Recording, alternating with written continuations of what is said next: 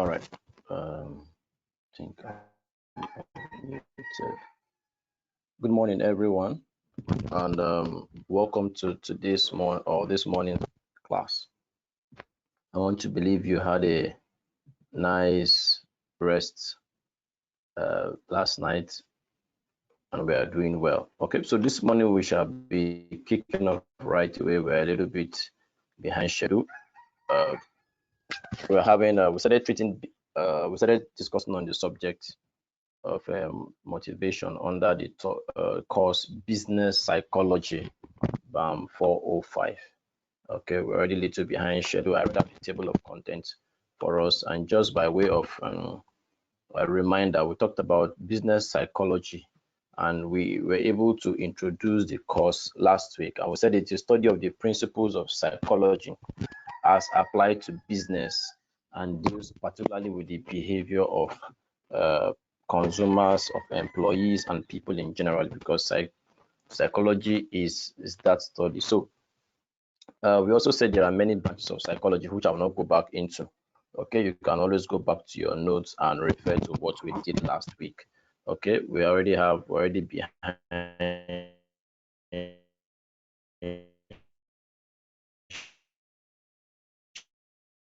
schedule. We are 5 minutes behind time, so we're going to be running. We looked at several definitions of psychology, how we can apply it, which is one of the questions I think I gave us last week, if I'm not mistaken. I think I'm experiencing some little network issues.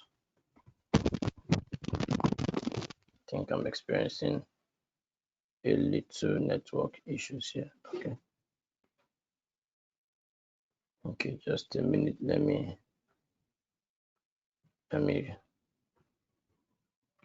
deal with some.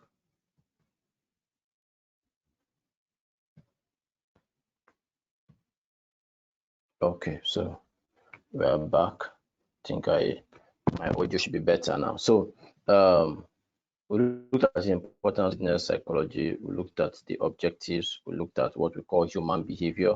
We looked at the classification of human behavior. Don't forget, we are dealing with psychology, which is the study of human behavior and how to apply it in different fields. We looked at molecular and moral behavior. We also looked at overt and covert behavior. We looked at voluntary and involuntary behavior. We looked at the different types of personality types: the optimistic, the pessimistic, the trusting, the envious. Okay, and we now went ahead to look at the theory of motivation.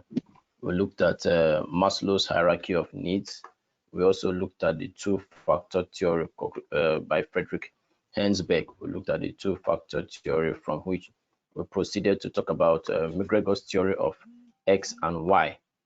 Then we looked at expectancy theory, where you have a staff that is, or employee that is expecting a kind of reward, and so he puts in effort with the goal of getting that reward, okay, within the work environment.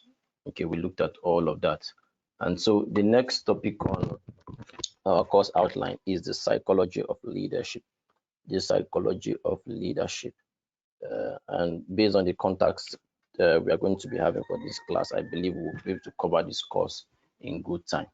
At the end of the course, I will also be giving us assignment that we are going to submit to an email that will be sent to you. So the psychology of leadership. Now, leadership is a subject that is discussed a lot today. People talk about leadership a lot. People talk about being one to become leaders. They want to lead people. They want to guide. They want to be at the helm of affairs, of activities. Okay, they want to be able to inspire. They want to be able to direct and help people on their day-to-day activities and work. So we want to examine leadership. What exactly is leadership? What theories of leadership has evolved or has emerged over the years? We're going to be examining that and now look at its application in various fields and how leadership and its qualities can be applied with respect to business psychology. And as a leader, what are you supposed to know? How do you guide people? How do you inspire people when you have a vision and a goal, to be able to understand how to go about that, knowing fully well that having studied human behavior, as we looked at last week, you will now be able to blend leadership qualities and having to understand how humans behave. So the blend of that is going to help us achieve so much when we understand that. So let's look at leadership, how it's defined. Leadership, the term leadership usually used to refer to the process of influencing a person or group of people, towards setting goals and achieving those goals. In fact, a great leadership professional and expert, John Maxwell, said leadership is influence. Okay, so the leader functions to direct the activities of what people that work within him, motivate them to carry out their duties efficiently. Okay, the rules, the regulations, the policies, the system, all is aimed at achieving a particular goal. So at times the group may be confronted with tasks, which of course no clearly defined goals. If there's no clearly defined goals, then the leader is left with the responsibility of seeing how he can come up with goals and ways that he can lead his team. All right. Look at another definition that says leadership is the process of influencing others in a way that will enhance their contribution in order to realize the goals of the organization or the firm. Okay, so you have a business. As a student, your goal is to see that you pass your examination. As a student, your goal is to see that you do well. As a student, your goal is to see that at the end of your 3, 4, or 5 years academic session, you are able to graduate and become whatsoever you desire. So in leadership, there's the power of influence that enhances your contribution to the organization's goals. Okay, leadership is a process whereby an individual or group is able to influence others to internalize a collective vision. Okay, mobilize them towards achieving that vision.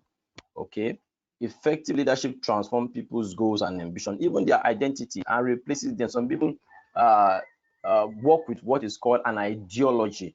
Okay, so because leadership could be wrongly directed, and could be rightly directed. So when you lead people wrongly, okay, you can transform their ideologies into something that of course is not necessarily palatable for the society, but that is wrong influence. Okay, so the exercise of power over people, when you try to force people through reward or through a form of punishment to comply with whatever you want, or to bend one's will to act, is not leadership. So leadership is not force. Leadership is not coercion. That is why initially we looked at behavioral patterns. When you understand human behavior, this psychology of how people do things, how people think, then you are able to direct them appropriately towards achieving the organization's goals or your workplace goal, as the case may be. So leadership is not punishment. It's not, if I'll punish you if you don't do this. No. Leadership is more of influence. You encourage them, you inspire them to do better and greater than themselves, and they have always done. Okay, and one more definition by scholar Dr. Peter Nordhaus, who defined leadership as a process whereby an individual influences a group of other individuals to achieve a common goal.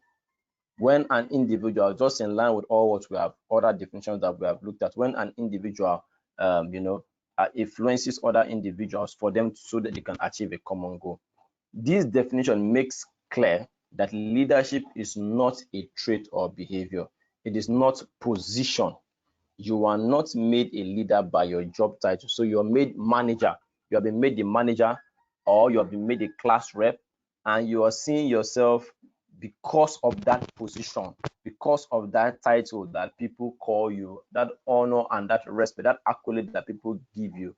You now automatically you see yourself as a good leader. That is not necessarily leadership. If you're not able to take people from point A to point B, you have not led rightly. So you are made a leader by your influence and how people are able to follow you. Okay, so let's, just like other this thing, there's a history of leadership and how leadership has come and how it has evolved. And we need to put leadership in both theory and perspective in its proper context for us to know how it has evolved. Now, one of the earliest theories of leadership was, in the early 1800s, which was called the great man theory method of leadership, the great man. And of course, you can see what the name already suggests. When it says great man, of course, it means you have been doing great things. So the great man concept evolved into trait-based theories of leadership, which defined and led its characteristics, much of which was considered innate, that is from within. You were lucky enough to be born with them. So it's not something that you could learn.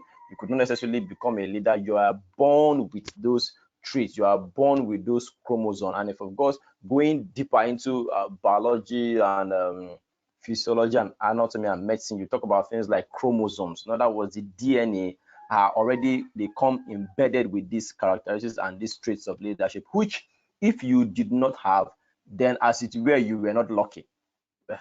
So that it was as bad as that. And that was a thought pattern of the kind of leadership that evolved. So for many of us, our understanding of leadership may have aligned with these theories.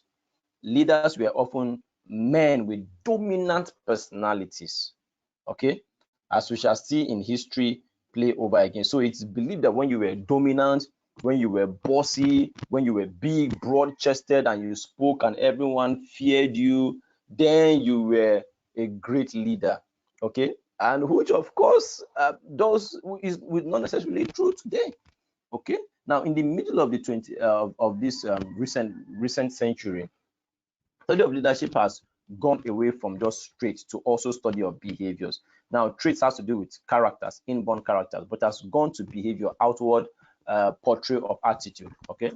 Now, not who the leader is, but what the leader does. This allowed for an understanding of leadership, that leadership could be what developed in others, which was not previously believed. Okay, it was previously believed that you were born with it, but now we have come to know and understand that you could build leadership in people.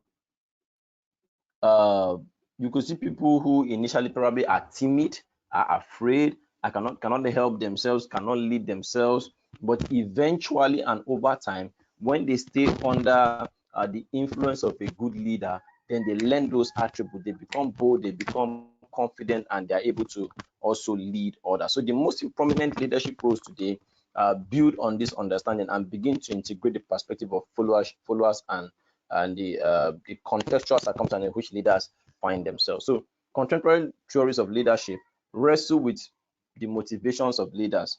Can you be a leader if your goal is selfish? Obviously not. No. Now there's a debate that has raged over time about Adolf Hitler. Would you call Adolf Hitler, who was a German and whose goal was to annihilate the whole Jews, would you call him a leader? Some other people believe he was lunatic, he was crazy. How would you kill your own people? How will you sentence an entire race to death? So, but he was able to achieve his goal to a large extent, and he had large influence where he wielded certain level of power. But will you call Adolf Hitler a good leader? So, as we're going to see on, many theories would answer the question whether he was or not. Hitler was a dictator. And there's a difference between dictatorship and leadership. So in dictatorship, you're able to use your position, you're able to use military opportunities because you are the grand commander, as it were. All the military and all of that are under your control. You, based on your constitutional role, you can say a thing, and whether they like it or not, everyone will be forced to obey, because the whole nation or country is governed by the constitution. And so whether you loved it or not, you like it or not, it's not sympathetic to your emotions. You just have to do the bidding. Okay, so based on that, we cannot call Adolf Hitler a leader. He was a dictator. What about Nelson Mandela? Of course, I believe you will agree with me that Nelson Mandela was a great leader because he inspired a lot of people to freedom. He inspired a lot of people to think. He inspired a lot of people to achieve. Even after spending 27 years in prison, he still came out and he led and became the president of South Africa and still pursued and led South Africa out of the apartheid, challenge that they were facing back then in their country. So let's look at a few leadership theories that has evolved over the years. The first, as I already mentioned, is what is called the great man theory. The great man theory. Now, this was developed in the 19th century. It was promoted by a Scottish philosopher philosopher, I beg your pardon, Thomas Carr. Okay, now its premise was that leadership is based on the individual who was born to do great things. So we say, this man was born to do great things. Napoleon, for example, was a great leader. It's believed leaders were identified by their acts and their accomplishment. We see the things that they did and we fear them and revere them because of their great accomplishment. Alexander the Great conquered the known world. So Gaius Khan, okay, then revenged most of it. Abraham Lincoln freed the slaves. Harriet Tubman, saved hundreds from slavery in the Underground Railroad. Mother Teresa of Israel aided and comforted thousands of people in Calcutta, that is India. So this theory suggests that these people were great people. They were great leaders, that fate and destiny had already determined that they were going to be great people. So it wasn't necessarily a matter of choice, a matter of learning. Mahatma Gandhi, all these people, they were born with it. Great man heroes assume, the great man theories assume that the capacity for leadership is inherent. Okay, that leaders were born and not made. These theories often portray great leadership, as heroic. They are very mythic and destined, to become who they were. Wow, our time is already half spent. Okay, so it is, you were born with it. The second theory of leadership is what is called the trait theory. So eventually, over the years, as studies evolved about leadership, that belief about great man theory was, it started fading out because we saw other people who did not necessarily have this trait, and they were, started exhibiting leadership qualities. So the belief about the trait theory started, the great man theory started fading out. The second one is the trait theory. Now, there's a saying that great leaders are born and not made. Okay, but the trait theory is saying it's something different. If you have the ability to lead, you are born with it, with no way of those learning skills. This theory expands the great theory. Okay, so let's go on. Trait theory assumes that people inherit certain qualities and traits that make them better suited to leadership. This theory often identifies a particular personality or behavioral characteristics by shared leaders. Example, traits like extroversion. Who is an extrovert? Is self-confident, is bold, easily talks, easily makes friends, and courage are all traits that could potentially be linked to great leaders. Now, if particular traits are key features of leadership, then how do we explain for people who possess those qualities but are not leaders? So this is the argument. Great man says you are born with it. This one says there are certain traits that people have that can make them great leaders, who might not necessarily be doing great things like Adolf Hitler, Mahatma Gandhi, Mother Teresa, Abraham Lincoln, and all these people. They might not be doing great things, but we see extroversion, we see self-confidence. What do we have to say about it? So this question is one of the difficulties using the trait theories to explain. There are plenty of people who possess these personality traits associated with leadership, yet many of these people never seek out positions of leader. They do not campaign, they do not vote, they do not fight or aspire. They lead people, in some other ways. There are also people who lack some of these key traits, are often associated with effective leadership, yet still excel at even leading groups. So today there has been significant research and agreement that leadership comes from a combination of both of all these traits, both blending having all these traits together and working towards it. So it's a combination of all of that, and that's the trait theory. Now the next one is what is called transformational leadership. Now the concept of transformational leadership was brought into prominence or into limelight by James McGregor. Okay, he popularized and he brought that theory into limelight. Okay, and now in that theory he identifies two types of leadership styles under transformational leadership. The first being transactional, and the second, of course, still being transformational. Now, in transactional, the leader influences others by exchange, transactions, give and take. Then under transformational, where a leader is able to connect with the followers in such a way that it raises the level of is able to raise their level of motivation, is able to raise their level of what morality by the way he relates with them. Okay, so now motivation and morality are important as it demands that transformational leaders be committed to a collective good.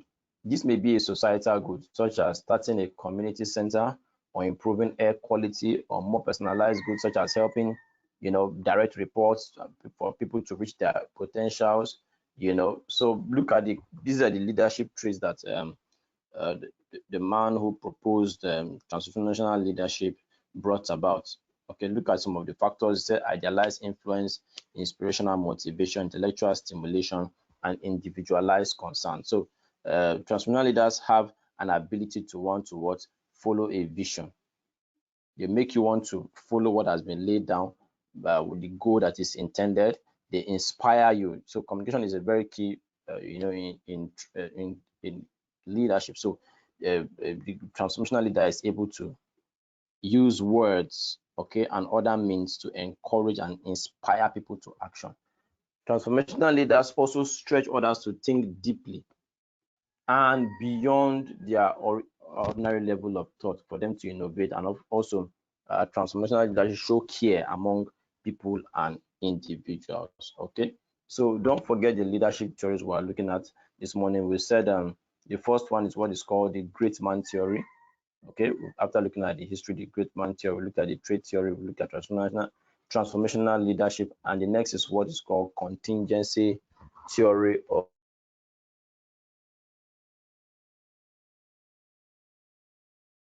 leadership.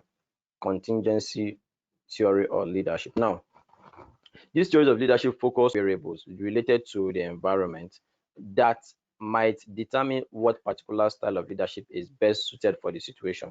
According to this theory, no leadership style is best. So the contingency theory says, look, it's not about being a great man or just having a trait.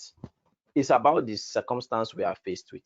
So he says the style or leadership system to apply is largely dependent on the situation at hand.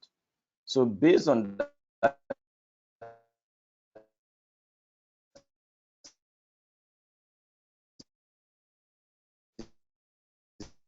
said no leadership style is the best, as it were, but which one should I apply at a time T? So true and effective leadership is not just about the qualities of the leader. It's about thinking about and striking the right balance between behavior, needs, and the context. What is to be done? What is the situation? How can we be flexible to meet those challenges and those things? So good leaders are able to assess the needs of their followers or people, take stock of the situation, then adjust their behaviors according to the pattern, because success depends on a number of variables, amongst which are leadership quality, qualities of good followers, and aspects and the situation at hand. So in your schools, for instance, you see a problem on ground and you decide, you're not the leader, you're not the class rep, you're not in, but you decide to take up an action and go and report the case to the school. You have acted in good leadership. That is what contingency says. Or maybe a student was sorry to use this example, maybe a lady was raped, and you got angry and say, why should this kind of thing be happening in this school? And you mobilize people to take a march against rape. You have acted in the circumstance. You're not in a position, you are not necessarily a leader, as it were, but you saw something in need and you decided to take an action. And so you, based on that action, you inspire people to take a walk against rape on campus. That is contingency. You looked at the situation and what was happening and you acted based on that. Okay, then the last and the fifth one we are going to consider before we look at characteristics of good leaders and good leadership, what is called behavioral theories. Now, behavioral theories of leadership are based on the belief that great leaders are what are made, not born. And what behavioral leadership teaches us is that anybody can be a leader. It really doesn't matter who you are. So long as you are ready to learn, you can be a great leader. So we said it is rooted in behaviorism, which focuses on actions of leaders, not just on their mental qualities. Okay, so according to this theory, people can learn to become leaders through teaching, through observation, It's like it's like what we do in business that is called apprenticeship. In apprenticeship, maybe you're brought, you're a novice, you have no any knowledge of what happens in business. But you now come and work with somebody for 5 years. You learn the trade, you learn the business, you learn the work, you learn how to sell, you learn how to relate to people, you learn how to teach customers, you learn patience, you learn how to deal with angry customers, you learn how to manage situations, how to, disaster control when there's problem. Eventually, after like a couple of years, yours is also you establish yourself, and that establishment based on all the qualities you have learned when you worked with those in Nigeria we call masters. When you have worked with that leader or that business expert, then you are able to reproduce same or even better results in your own business. So it's more like that. Behavioral theorists believe that you can learn it. If you work with a great leader, you can also become a great leader. If you work with somebody who is doing well, who can influence you, you can also reproduce the results. So these are the few leadership quality theories we're going to be examining. You can still go. I think there are other one or two more leaders, but these are the 5 key leadership and behavioral theories that we have. I would say generally, what are the qualities and characteristics of leader? Don't forget, we are dealing with business psychology and strategic management, and you're leading people, you're managing people, you're learning the behavioral part and how to understand people, how to understand your staff and lead them effectively within your system and business. And so we said there has to be honesty. Honesty is a key requirement. Competence, you must know what you're doing. You must have something that your people look forward to. What are they desiring to do? So you have to set goals to achieve a vision in the future and all of that. Okay. So inspiration, displaying confidence by helping them to be inspired, and by inspired, they have a desire, they have something that they look forward to. Okay. Then intelligent, you as the leader, you have to be reading, you have to study, you have to know your onions well, you have to understand your field and what happens, very, very importantly. So that is also there. Then what about being fair-minded? Okay. Show fair treatment to all people. Prejudice is not a part of leadership. It's an enemy, in fact, to leadership. Racism is an enemy to leadership. Discrimination and all of those, wrong attributes are enemies of leadership. So you must be fair-minded to be able to consider the interest of all. No nepotism, no, showing partiality. Okay. So show fair treatment to all people. Prejudice is an enemy of justice. Display empathy for everyone. Okay. Then we said you are broad-minded. In other words, you seek diversity. You do not limit yourself to certain quotas alone. You, as a leader, you travel far and wide, you read, you surf the internet to be able to understand more about leadership, on how to lead people, on how to guide people. So you have to be broad-minded as a leader. Then you also have to be what? Courageous. Leaders are courageous people. You cannot lead from behind. You cannot lead from fear. You have to be open. You have to be out there. People have to see you leading. So you have to persevere and be relentless in your goal, in what you want to achieve. Then we said leaders are also straightforward. They use sound judgment to make a good decision at what? At the right time. Leaders are what? Straightforward. You know how to tell the truth. As we said earlier on, that leaders are what? Honest. Okay. Then they are imaginative.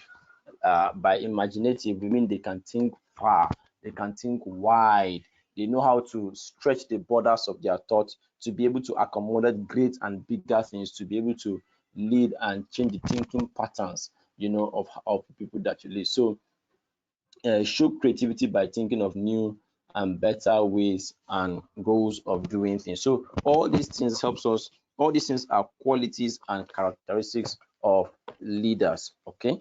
So don't forget the theories and how to apply them in your various, places of leadership. The next thing we are going to quickly introduce is what is called personnel selection, training, and assessment.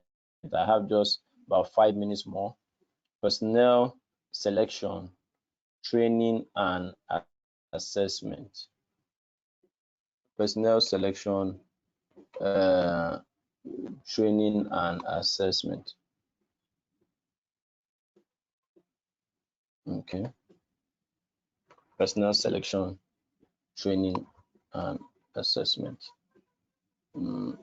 I'm trying to open it up on the screen so that we can all have it.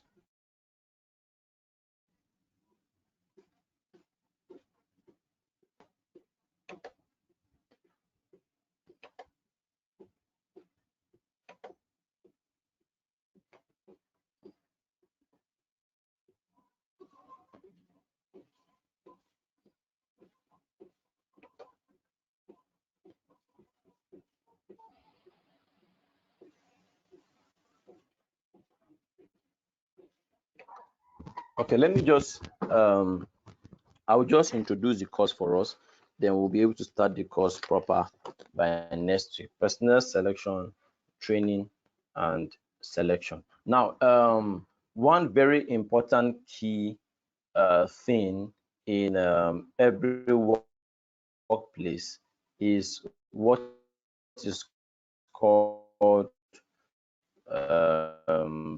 placement.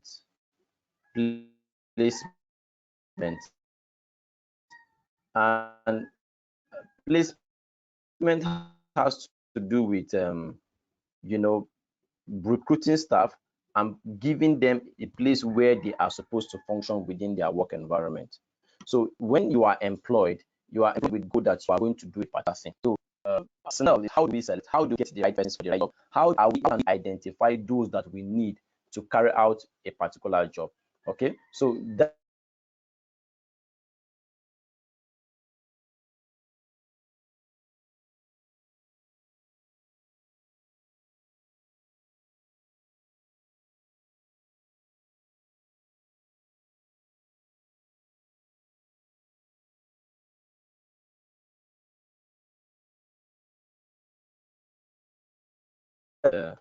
is required. So personnel selection, training, and assessment.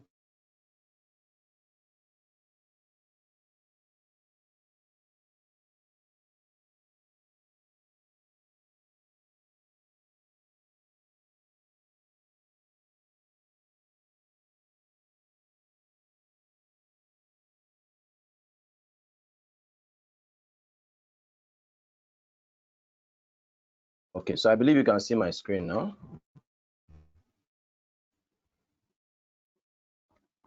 Let's quickly look at common misconceptions about what selections, personnel selections test. Now, screening applicants for conscientiousness will yield better performance. Hello, hello, hello. Go ahead, we can hear you. Okay. All right. Okay, so as I was saying, personnel selection, training, and assessment is a search for what individuals that can fit into a particular position very, very appropriately. After that, they will be properly trained to carry out the job that they're supposed to do. Then after that, an assessment to done before they are placed on that job. And before you can know about how you can understand the personnel that you need, you will need to carry out a job analysis. In other words, you need to understand the job design that is in the workplace. You need to understand the job requirements in terms of job specification. You need to, and job specification has to do with the qualities that the person must have to be able to carry out a job. Then you must understand the job description.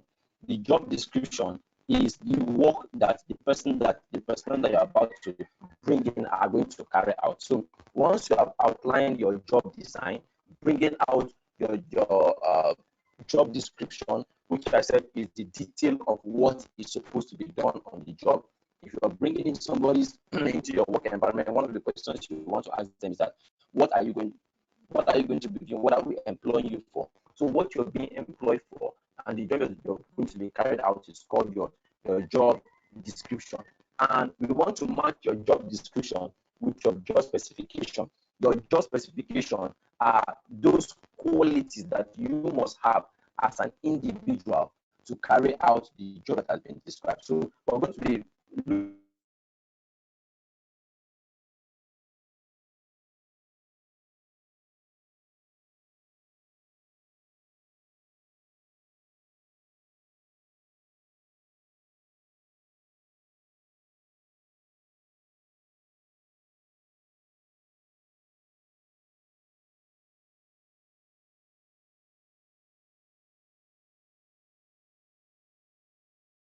thinking by next week how we can